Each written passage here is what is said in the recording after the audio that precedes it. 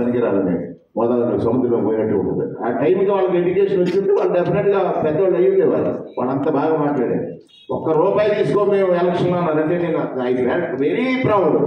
సంచార జాతుల్లో ఉన్నటువంటి ఒక మంత్రుల కులంలో ఉన్నటువంటి వాళ్ళు చెప్పినప్పుడు చాలా ప్రౌడ్ ఫీల్ అయ్యారు. అంటే ఎంత ప్రెస్టేజ్ ఉంటుంది. ఇంకోటి ఆత్మగౌరవం ఎక్కువ మనకి, ఆత్మాభిమానం ఎక్కువ మనకి. కానీ దాన్ని ఎక్కడ కింద పెట్టడానికి ఒప్పుకోనేటువంటి మనల్ని ఆ కింద పెట్టకుండా చేసినటువంటి నాయకుడు జగన్ గారి పట్ల మనం ఎంత చేసినా తక్కువే, ఎంత చెప్పినా తక్కువే. ఇప్పుడు ఆ పురాణాలు ఇతిహాసాలు ఇవన్నీ చూసుకున్నప్పుడు ఇది ఒక చరిత్ర.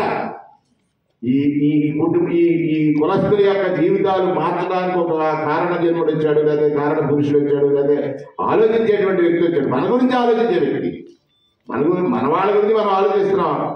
మన గురించి, మన వాళ్ళ సమస్యల గురించి పూర్తిగా అవగాహన కలిగి వాళ్ళకి అందించాలనేటువంటి వ్యక్తి జగన్మోహన్ రెడ్డి గారు ముఖ్యమంత్రిగా వచ్చారు.